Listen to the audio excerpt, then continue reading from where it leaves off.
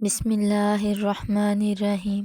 شروع اللہ کا نام لے کر جو بڑا مہربان نہایت رحم کرنے والا ہے۔ السلام علیکم ورحمۃ اللہ وبرکاتہ۔ حضرت ابن مسعود رضی اللہ تعالیٰ عنہ نے بیان کرتے ہیں، میں نے نبی پاک صلی اللہ علیہ وآلہ وسلم سے دریافت کیا کہ اللہ کون سا عمل سب سے زیادہ محبوب ہے؟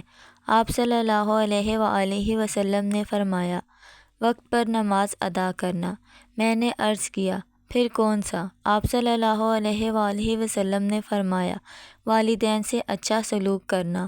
میں نے عرض کیا، پھر کون سا؟ آپ صلی اللہ علیہ وآلہ وسلم نے فرمایا، اللہ کی راہ میں جہاد کرنا۔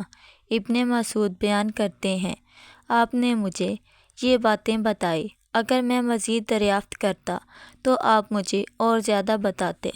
حضرت ابو ہریرہ رضی اللہ تعالیٰ عنہ بیان کرتے ہیں، رسول اللہ صلی اللہ علیہ وآلہ وسلم نے فرمایا، رات اور دن کے وقت فرشتے یکے بعد دیگر تمہارے پاس آتے رہتے ہیں، اور وہ نماز فجر اور نماز عصر میں اکٹھے ہوتے ہیں۔ پھر وہ فرشتے جنہوں نے تمہارے ہاں رات بسر کی ہوتی ہے اوپر چڑھتے ہیں۔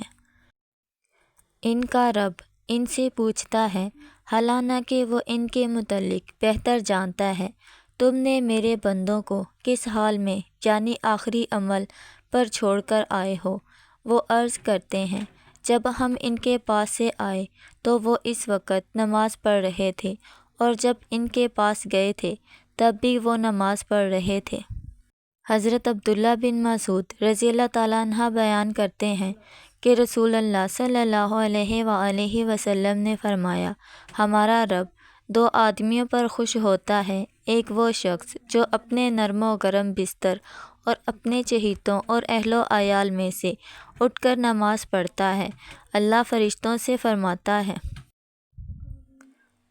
میرے اس بندے کو دیکھو کہ وہ میرے ہاں جو اجر و ثواب ہے اس کی رغبت اور میرے عذاب کے خوف کی وجہ سے اپنے نرم و گرم بستر اور اپنے چہیتوں اور اہل و عیال سے الگ ہو کر نماز کے لیے اٹھا ہے، اور ایک وہ آدمی جو اللہ کی راہ میں جہاد کرتا ہے تو وہ اپنے ساتھیوں سمیت میدان جنگ سے پیچھے ہٹ جاتا ہے، لیکن پھر یہ جان کر کہ پیچھے ہٹنے پر اسے کیا گناہ ملے گا اور پیش قدمی میں اسے کتنا ثواب ملے گا، تو وہ پلٹ کر آتا ہے حتیٰ کہ اسے شہید کر دیا جاتا ہے۔